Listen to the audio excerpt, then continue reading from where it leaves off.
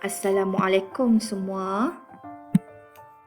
Okey, hari ini kita akan belajar bab yang ke-9 yang bertajuk Perlembagaan Persekutuan Tanah Melayu. Okey, sekali lagi berjumpa Cikgu Yusniza dalam tajuk yang seterusnya. Okey, sebelum itu cikgu minta kamu subscribe, like dan share apa yang cikgu akan perbincangkan dalam video ini nanti. Baiklah, sebelum kita masuk pada topik pelajaran, lihat dulu intipati pembelajaran dalam bab yang ke-9 secara keseluruhannya. Ada 4 perkara. Yang pertama, usaha rundingan kemerdekaan. Ini yang akan kita sentuh selepas ini. Yang kedua, peranan Suruhanjaya Perlembagaan Persekutuan Tanah Melayu. Yang ketiga, langkah penggubalan perlembagaan Persekutuan Tanah Melayu yang merdeka. Yang keempat, perjanjian Persekutuan Tanah Melayu. Okay, yang seterusnya adalah elemen kewarganegaraan dan nilai sivik. Terdapat 4 elemen kewarganegaraan dan nilai sivik dalam bab ini, iaitu yang pertama, menghormati keputusan pemimpin negara.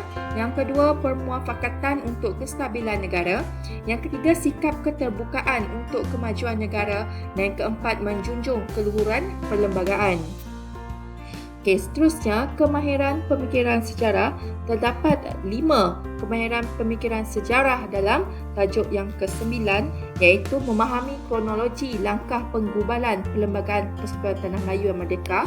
Yang kedua, meneroka bukti permuafakatan antara rakyat untuk kestabilan negara. Yang ketiga, membuat imajinasi kesungguhan pemimpin pelbagai kaum berusaha mewujudkan negara yang stabil. Yang keempat, membuat interpretasi tentang kepentingan Perjanjian Persekutuan Tanah Melayu. Dan yang kelima, membuat rasionalisasi perlunya toleransi antara kaum demi kestabilan negara. Okey, baiklah, untuk tajuk yang pertama dalam bab yang ke-9 adalah usaha rundingan kemerdekaan. Kita lihat dulu bahagian pengenalan. Pihak Raja-Raja Melayu serta para pemimpin telah mengadakan rundingan dalam usaha merintis ke arah kemerdekaan. Beberapa perubahan di dalam dan di luar negara telah mempengaruhi usaha kemerdekaan negara kita. Jadi lihat apakah pengaruhnya.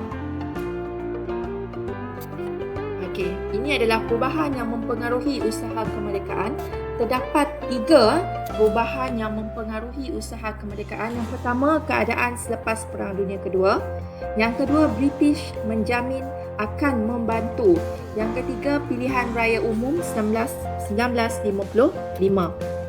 Okey, kita lihat yang pertama, iaitu keadaan selepas Perang Dunia Kedua menyaksikan usaha membebaskan negara daripada penjajahan seperti di Mesir, India, Burma dan Filipina. Jadi rakyat bangkit menentang penjajah dan mencapai kemerdekaan.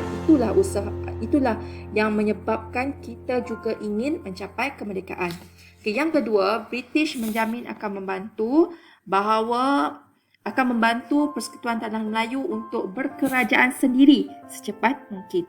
Yang ketiga, pilihan raya umum 1955 telah menjadi asas pembentukan perlembagaan ke arah berkerajaan sendiri. Okey, seterusnya, apakah kepentingan rundingan kemerdekaan? Okay, terdapat 3 perkara. Terdapat 3 kepentingan rundingan kemerdekaan, iaitu keselamatan, hubungan British dan Tanah Melayu, dan yang 3, soal berkaitan dengan perlembagaan negara yang akan merdeka. Itu yang telah diperkatakan oleh Tengku Abdul Rahman dan Wakil Raja-Raja Melayu, dan mereka telah menjelaskan perlunya misi rundingan di London ini. Ada 3 perkara ini. Okay, seterusnya, lihat dari segi mendapat sokongan, ketika Wakil Raja-Raja Melayu dan juga Wakil Parti Perikatan, mereka telah mendapat sokongan segenap kaum tanpa mengira ideologi parti politik. Antara pihak yang menyokong perundingan ini termasuklah EC Turaisingam, iaitu wakil orang silent. Kalau sekarang ini silent itu adalah Sri Lanka.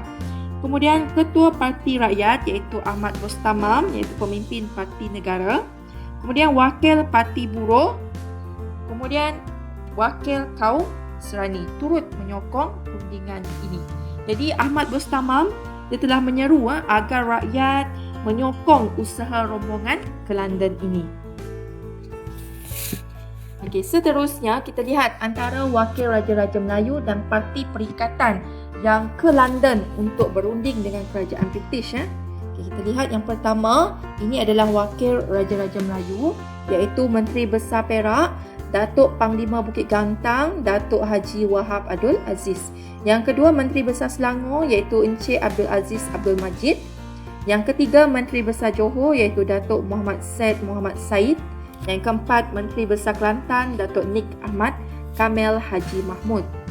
Okay, manakala wakil parti perikatan pula adalah terdiri daripada Tengku Abdul Rahman sendiri, yang kedua Datuk Abdul Razak Hussein, yang ketiga H. Hesley dan yang keempat Dr. Ismail Abdul Rahman.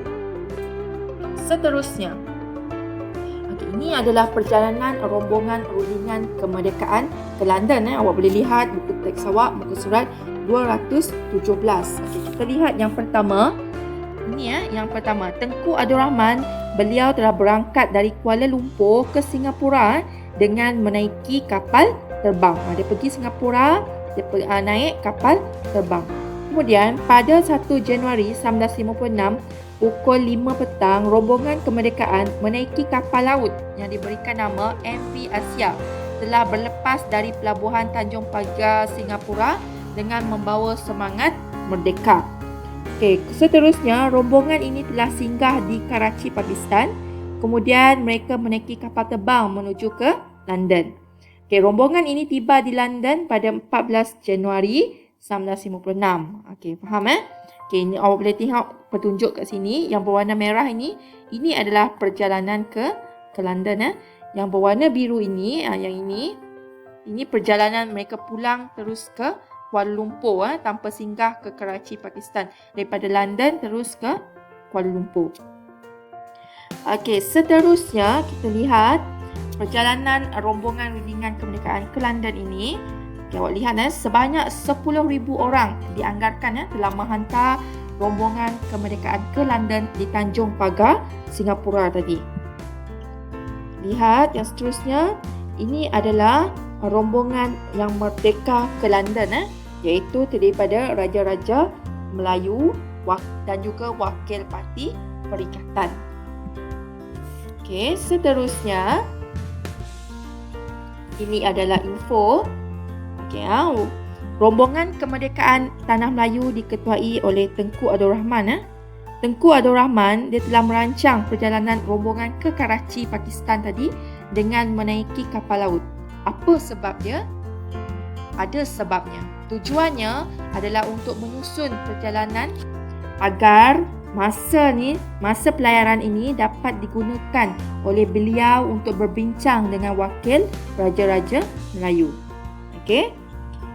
Tengku Abdul Rahman berbuat demikian bagi mendapatkan persetujuan supaya kedua-dua belah pihak dapat menyusun strategi bersama-sama apabila berunding dengan kerajaan British. Itu tujuan beliau merancang menaiki kapal laut ke Pakistan ini tadi ke Karachi. Okey, seterusnya masih lagi rundingan kemerdekaan. Rundingan kemerdekaan telah berlangsung dari 18 Januari 1956 hingga 6 Februari 1956. Ada typo sikit kat sini. Antara wakil Raja-Raja Melayu, Parti Perikatan dengan British di mana di Lancaster House, London. Okey. Sewaktu membalas ucapan alu-aluan daripada kerajaan British, Tengku Abdul Rahman dia telah mengatakan rombongan saya sedang berusaha bagi mendapatkan taraf berkerajaan sendiri untuk Persekutuan Tanah Melayu dengan serta-merta dan kemerdekaan penuh pada tahun hadapan. Ini awak boleh uraian ini cikgu dapat daripada buku teks muka surat 218. Okey, seterusnya kita lihat apakah perkara yang dirundingkan dan disepakati di London antara pihak British dan juga perwakilan Tanah Melayu. Kita lihat dulu antara pihak British, ahli majlis eksekutif selain ketua setiausaha dan peguam negara dilantik oleh Pesuruhjaya Tinggi dengan nasihat Ketua Menteri. Yang kedua, Kerajaan Persekutuan Tanah Melayu harus memberikan ganti rugi kepada pegawai British yang diberhentikan. Yang ketiga, mengadakan perjanjian pertahanan dan bantuan bersama antara Persekutuan Tanah Melayu dengan British. Yang keempat, pihak British dan Commonwealth akan memberikan bantuan seperti pertahanan kepada PTM. Okey, kita lihat apa perkara yang disepakati oleh perwakilan Tanah Melayu. Yang pertama, menghapuskan jawatan Setiausaha Kewangan dan diganti dengan Menteri Kewangan.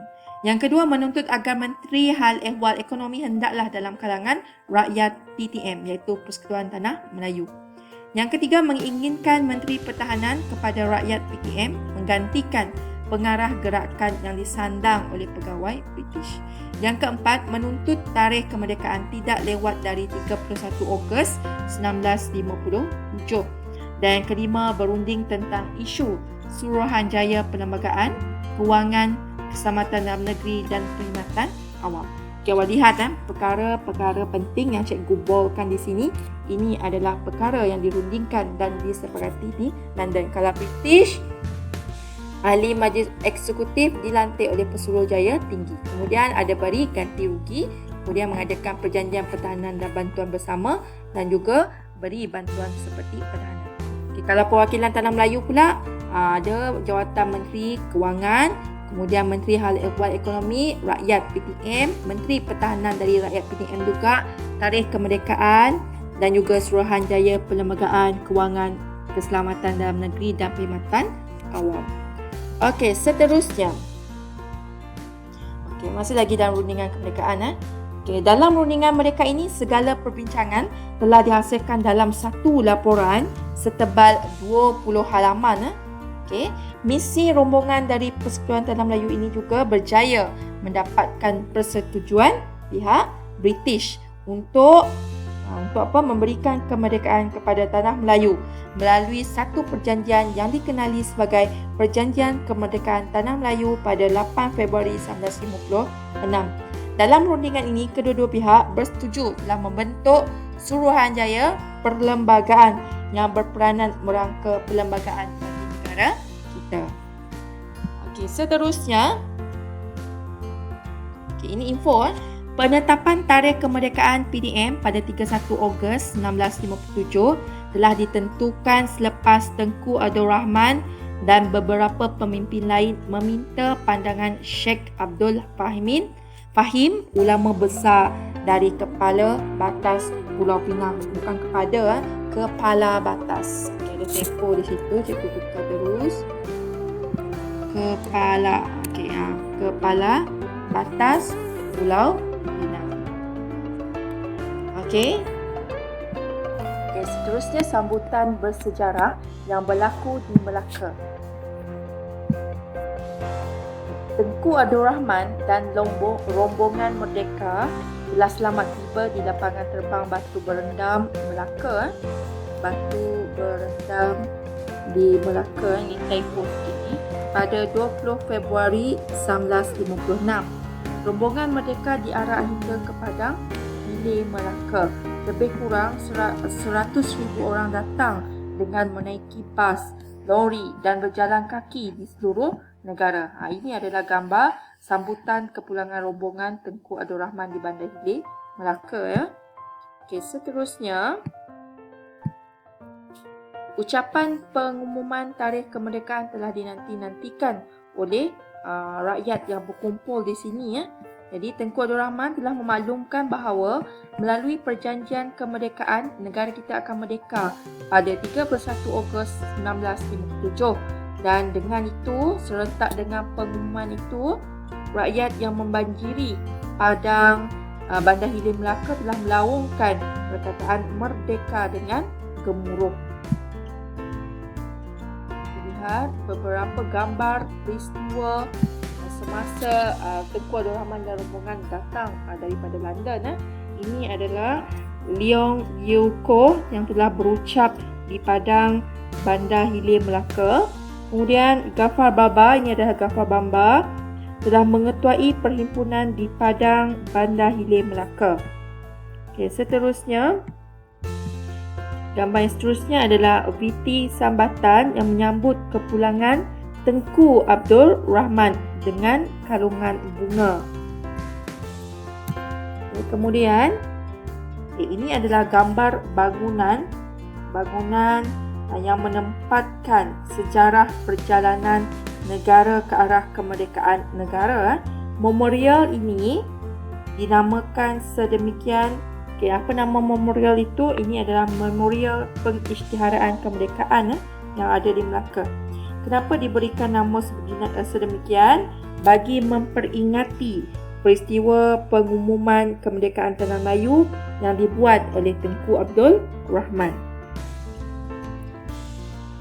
Kemudian, ini adalah gambar Tengku Abdul Rahman telah memberikan isyarat kemerdekaan kini dalam genggaman.